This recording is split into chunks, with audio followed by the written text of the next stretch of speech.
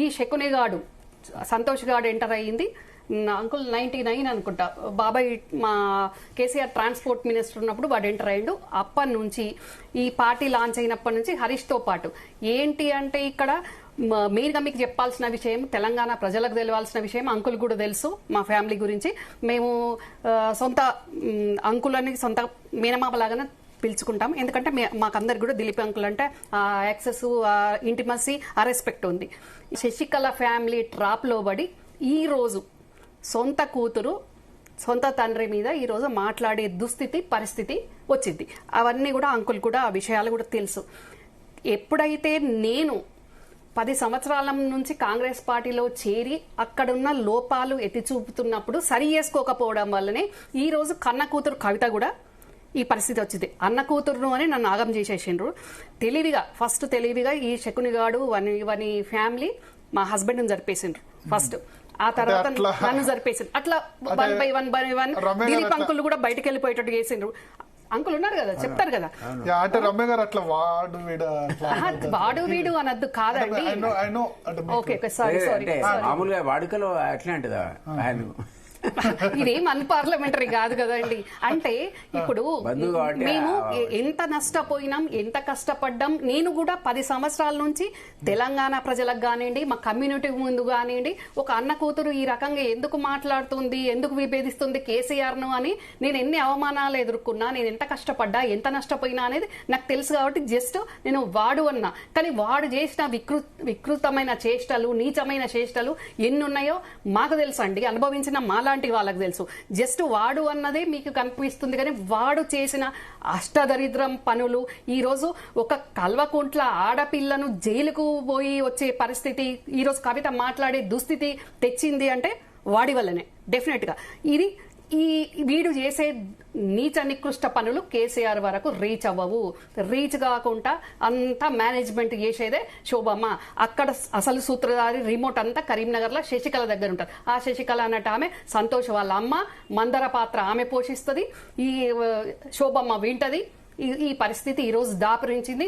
ఈ రోజు పోనీ నేను అన్న కూతురును నేను విభేదించిన బయటకు వచ్చిన ఈ రోజు కన్న కూతురు ఎందుకు మాట్లాడాల్సిన పరిస్థితి వచ్చింది అంటే అక్కడ లోపాలు ఉంటేనే కదా కవిత కూడా మాట్లాడుతుంది. ఆ లోపాలు నేను చెప్పినప్పుడు ఎందుకు సవరించుకోలేకపోయినరు అంటే ఇప్పుడు అన్న కూతురు కన్న కూతురు కంటే ఎవడో అవతలవాడు అంత దగ్గరైపోయిందా అంటే వానికి ఎవరు ఇస్తున్నారు ఇంపార్టెన్స్? ఇక్కడ పెద్దమ్మ ఇంపార్టెన్స్ తోటే కదా ఈ రోజు ఒక అన్న కూతురు ఒక సొంత కూతురు ఇద్దరు ఆడపిల్లలు నెట్టేసినంత పని చేస్తున్నారు. ఎందుకు వచ్చింది ఈ పరిస్థితి? దేనికోసం? ఈ రోజు తెలంగాణ ప్రజలందరూ కూడా తెలుసుకోవాలి. ముఖ్యంగా ఈ రోజు బీఆర్ఎస్ పార్టీల పనిచేసే మహిళలు గాని లీడర్లు గాని అందరు కూడా గమనించుకోవాలి. ఇంటి ఆడపిల్లలకు ఈ రోజు మాకే ఈ దుస్థితి వచ్చిందంటే రేపు 2001 నుంచి పార్టీలో జెండా మోసిన వాళ్లకు ఇది వరకు అతిగతి లేదు. అంకుల్ లాంటి వాళ్ళు మా లాంటి వాళ్ళం ఆగమైపోయినాం. నమ్ముకొని ఉన్న వాళ్ళు రేపేం చేస్తాడో, పెద్ద మనిషి రేపేం చేస్తాడో అని స్టిల్ అప్పటి నుంచి ఇప్పటికి జర్నీ చేస్తున్న వాళ్ళు, ఏమి కాకుండా పోయిన వాళ్ళు ఎంతమంది ఉన్నారు?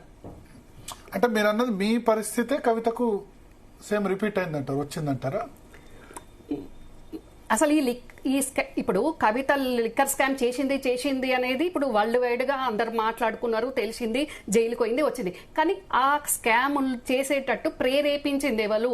తెలివిగా కవితను తిహార్ జైలుకు పోయే పరిస్థితి కల్పించింది ఈ నీచుడు, ఈ నికృష్టుడు, ఈ శకునిగాడు, ఆ శకునిగాని ఫ్యామిలీ. ఎందుకంటే ఇప్పుడు మీడియా ముందునే మాట్లాడితే ఫ్యామిలీ అన్ని బయట పెడతాది అంటారు. కానీ అంటే ఆ శకునిగాడి ఫ్యామిలీ ఎంత తెలివిగా మమ్మల్ని వాళ్ళు గెటాన్ అవ్వడానికి, మా ఆడపిల్లలను ఎంత అన్యాయంగా ఏ రకంగా ట్రాప్ చేస్తారు, ఏ రకంగా సైడ్ చేస్తారు అనేది ఫేస్ చేసినా మాకు తెలుసండి. అన్ని కూడా మీడియా ముందు మేము చెప్పలేం కదా. అంటే మీ ఆవేదన అర్థం చేసుకోగలను, బట్ ఎందుకంటే మీడియాలో మనం కొంచెం అన్పార్లమెంటరీ మీకు ఇబ్బంది కలిగి ఉండొచ్చు పర్సనల్ గా కానీ దాని విధంగా కానీ, బట్ ఓకే అర్థమైంది. బట్ ఐ నో అంటే మీరు ఎమోషనల్ అవుతున్నారు బట్ సఫర్ అయింది. ఇప్పుడు ఎమోషనల్ కాదు భరత్ గారు, సర్వీస్ చేసినాం, పార్టీకి సాక్రిఫైస్ చేసినాం, ఎన్ని రకాలుగా చేయను అన్ని రకాలుగా చేసినాం. అంకుల్ లాంటి వాళ్ళు, మా లాంటి వాళ్ళు, ఇంకా ఇక్కడ కనపడని చాలా మంది కేసీఆర్ ను ప్రతి ఒక్కరు కుటుంబ సభ్యుడు అనుకున్నారు, ఓన్ చేసుకున్నారు. ఆయన ఉంటే చాలు, ఆయన ఎదుగుతా ఒక మర్రి చెట్టు లాగా, ఆ మర్రి చెట్టు నీడలు ఉంటాము అని అనుకున్నాం. కానీ మేము ముందుగానే మాకు ఇది కావాలి అది కావాలి అని మేమేం మాట్లాడుకొని కమిట్మెంట్ తీసుకొని కేసీఆర్ తోటి పనిచేయలేదు. ఇక్కడ నేను చెప్పడం కాదు, అంకుల్ కూడా ఆ విషయం తెలుసు. ఇప్పుడు మరి ఆగమైపోయిన వాళ్ళు ఎంతమంది ఉన్నారు.